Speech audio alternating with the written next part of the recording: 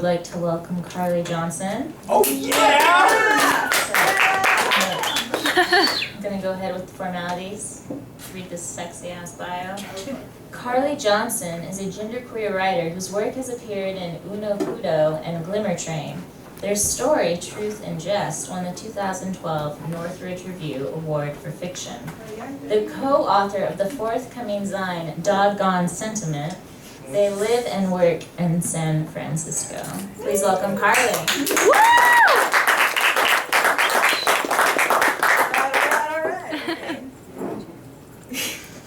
I'm so psyched every time. Woo! We're so psyched! You should be. I'm so psyched to be here. And one, let me think, Gloria and Casey and Austin, because this isn't easy. And if y'all have done VelRo, you know that it's not easy, and it's kind of a pain in the ass. No, Well, okay, whatever it is. It's not. But y'all do it, and it's work, and I appreciate it. We appreciate it. we appreciate you.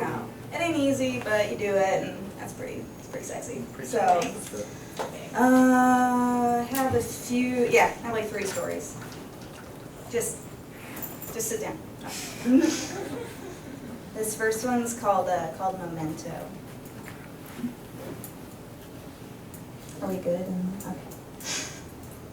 I cut off all my hair and kept a lock in a rubber band and told my parents I would mail it to them, and they were on the same phone line in different rooms when I told them this meant I wasn't a woman anymore, and Dad said that was just my opinion, and Mom cleared her throat in that way she did when she already knew something, and all the while I was holding the hair in my hand so I could remember what it might sound like, and when I hung up I halved the strands and smoothed both pieces into nautilus shells around my finger, and fossilized each as 2 black glass brooches, like Victorian mourning jewelry, austere because it came from an era which made grieving a science, based on calculations of time as both tonic and tincture, and the note I slipped in the package for my folks said the jewelry would show they bore the weight of a ghost, and whether or not they wore it would tell how many children they really thought they lost with my haircut. So they left the brooches on display, out of sight, until the glass on one shattered from a short fall to the floor, and in the moments before it was interrupted by the broom, the hair lay still in its spiral, moving further from its origin, with each turn in on itself, and after its pieces were discarded, its twin remained, canonized, a fractal just setting out on a curve.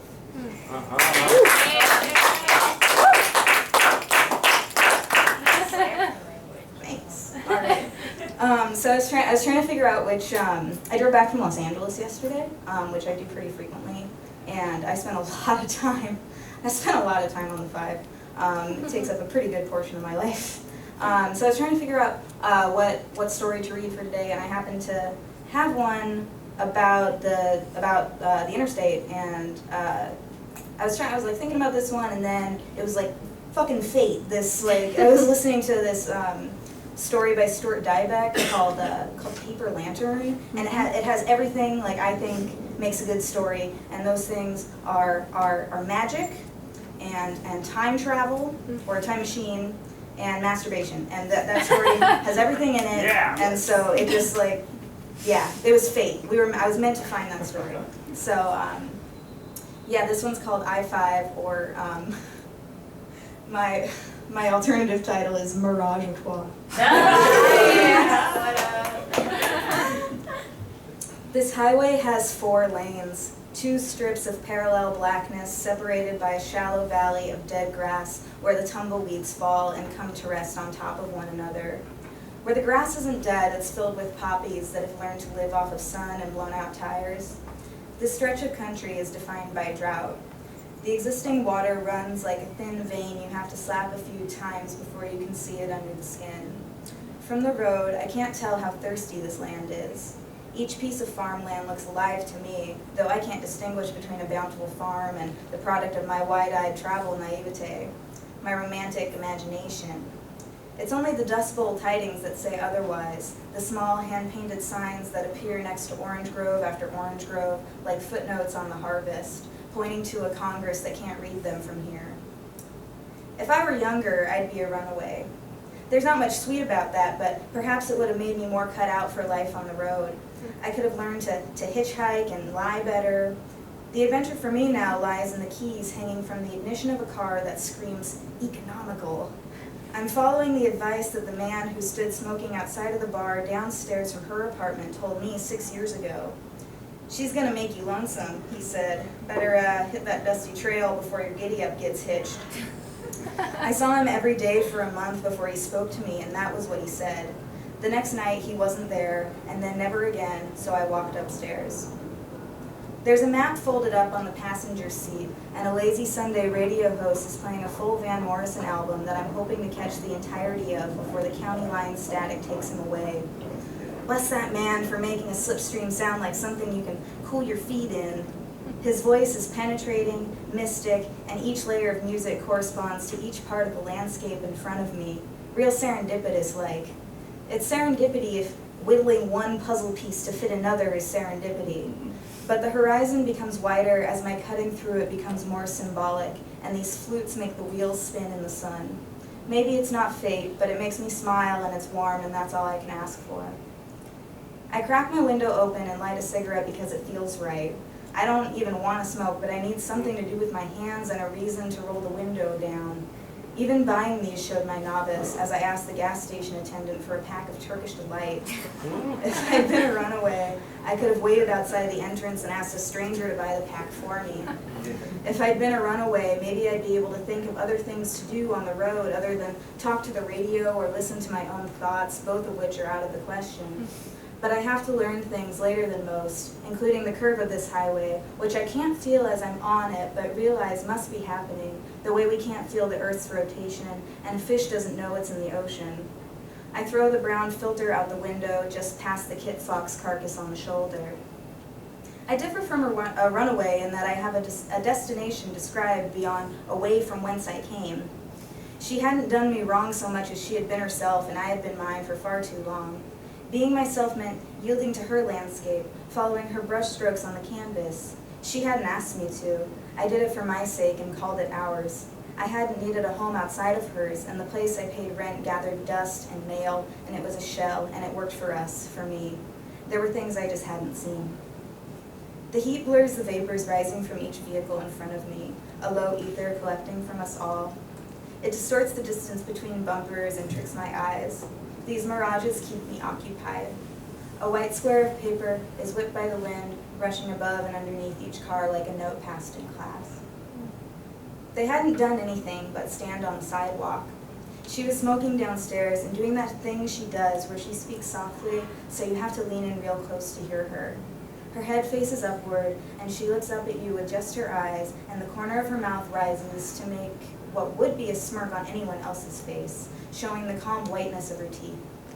I had seen her do this a number of times when we would stand close together by virtue of her voice in front of the kitchen window or when we met, but it wasn't me this time. It was a face I hadn't seen in 6 years, only now there was an earring glinting from his profile. I could see as I stood in the meridian waiting for the walk light to change, a silver circle snug on his lobe. And he was leaning against the brick wall, looking right back at her, reflecting a smirk, and it was as if he had never disappeared. The mountains ahead are uncanny, as I see both their depth and their absolute flatness. They seem placed there. I can't reach them from here, feel them with my own hands, and prove their tectonic origin. Maybe that's why I linger on them. Maybe that's why, as I venture in the slipstream, I can't tell if the truck ahead is coming my way or if I'm going its. Over the kitchen sink in her apartment, across the way from her tangerine curtains, was a woman with a new baby. We were convinced that she could not see us if we didn't move, so we anchored one another with our gaze to hang on her every word, smiling to the side of our mouths and at one another's crow's feet. She would sing La Vie en Rose in the most splendid voice. I could hear the absent orchestra behind her. After each verse, she would begin to scream in a language I could not understand, and even now I'm convinced that she was not using words but making the noises of pure anger. It was directed at a child older than her newborn, who stood somewhere between the height of bathing in the kitchen sink and being eye level with the counter. And we never heard a sound before or after her singing, just a berating raining down on a silent conspirator who we weren't even sure was there.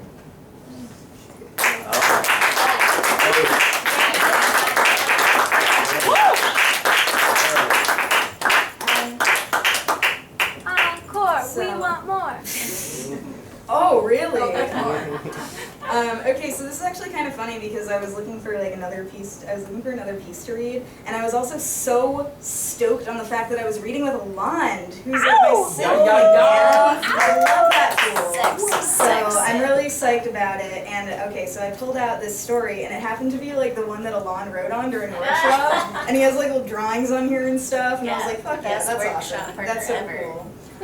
Okay, everyone, bear with me. Okay, so. What is the bear?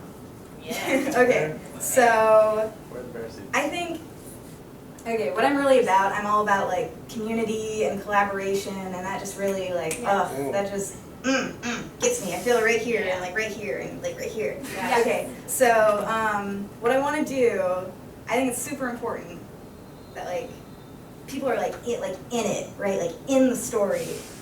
So I want you all to like, I'm gonna give you some homework. Alright. I want you all, it's classwork because we're going to do it here. Okay, but I want you all to like, I'm going to give you some paper, draw, write, do whatever you gotta do to stay engaged. I'm just going to take you on a little tour. Just listen, I'll walk you through it. It's okay. I have paper, but I don't have any pens, so hopefully y'all have pens. Because if not, what the fuck are you doing here? You should have a pen on you all the time. I have one I can You're share writers. with others. I'm not a writer. Get out of here, Sprout. Just kidding. No, stay. Sprout. Does anyone need a Sprout's my best good friend. Carlee, there's a red pen by Hey, the we podium. could probably Throw break it out. into this Anyone office get here and get some writing utensils. I'm just kidding. I got a knife, we could write on somebody's skin. So you all, like, okay, you don't have to do this. I just think it's, like, really cool if we, like, at the end, if you want to, like, share it, I would love to see it. I think that'd be so Does anyone rad. else need a pen or pencil? But if you don't, it's cool. Keep it for yourself. Dude, That would be yeah, awesome. Jason. Pen, pencil, yeah. And I'm not mad at Sprout. They're my best friend. Paul's book. Or pen. I know. They're awesome. They're also Good the to see co-author. Paper? Man, throw it out. Paper, anyone? Paper. That's a hungry brain. Oh, hell yeah. Oh, yeah. Okay, so Sprout made a really good point. So in my bio, Lori had talked about a zine that I was a co-author of called Doggone Sentiment. And Sprout is the other author of that, is the other co-author.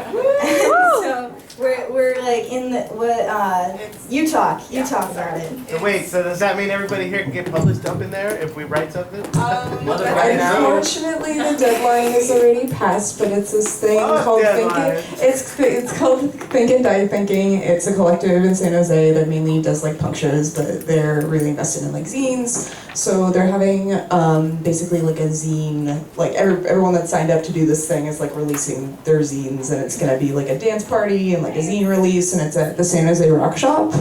At like 7 o'clock. So everyone is welcome if you didn't make a zine, but there's a lot of really, really talented people that are contributing. So Whoa. yeah. Well, maybe next time.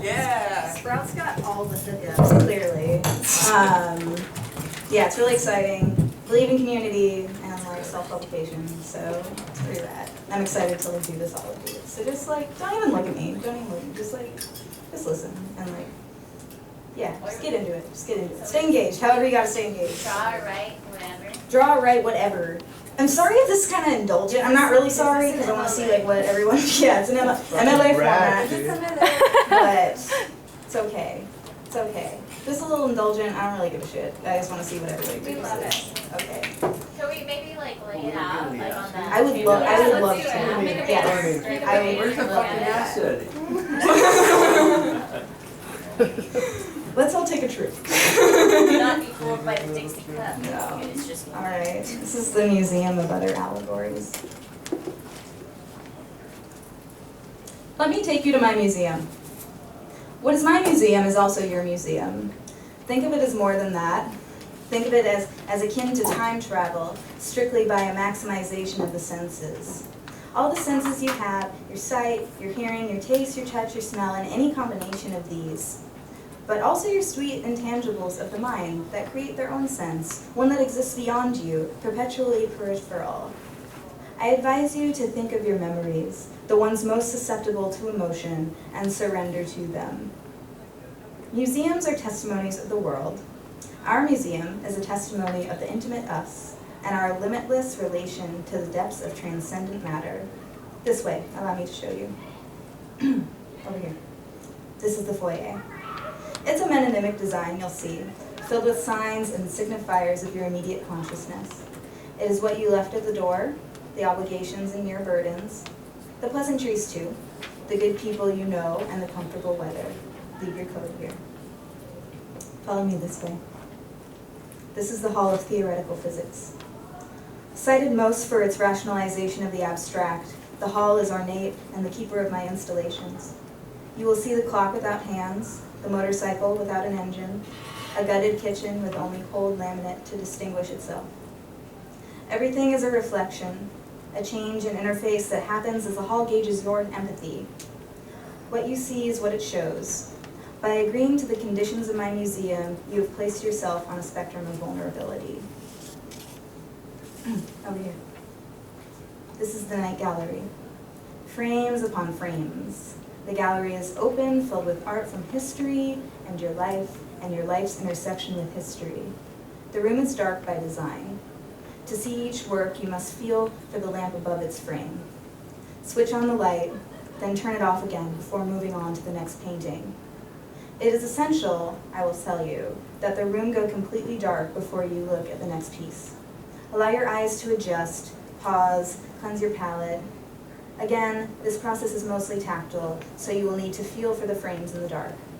But these are fine fixtures of my permanent collection, and I promise you that you will not be disappointed when you turn on the light. You will be greeted by languid watercolors, macabre oils, and the charming empty canvas. Use the ladder provided to reach the highest pieces and meet all four walls. Step this way with me. This is the observatory. Note the shape of the staircase. Ordinary as it may seem, it becomes more narrow the closer you get to the top. At the entrance, you will be able to choose the music you desire. Make a selection from the shelf or provide your own. The floor is made up for you already, you need only to lie on it. You will hear the clicking of our ticker tape machine, the one we call Oracle. I will place in your hand the end of the tape. Pull it like a thread until you find a whole sentence, which will be this. We are two abysses, a well staring at the sky. Tear that off and hold it. I will place your record on and lower the needle. The observatory, you'll notice, does not have an open roof or even a telescope. I feel that the style is too, shall I say, panoptical in design. I hold the firm belief that you, the viewer, should know when you are under observation, but also have the full capability of observing yourself. That is why, in lieu of an open roof, the sky is projected onto the ceiling. On your back, please. Thank you. The rotation of the stars on this disk will exercise that mysterious algebra of you. You may see some constellations you recognize. Let them pass over your eyes, encompass you, bring you closer to the ceiling. On this other disk, you will see the rotation of Earth in relation to the sun. You might feel a pulling sensation as our planet and our star near each other, eclipse, then continue their rotation. Your chest will rise, your chest will fall. But this I promise you, and let me promise you this, because it is a promise I'm making to you right now, and that's a promise. Don't worry, for there are millions of suns left. Yeah. Thanks, everybody. Woo.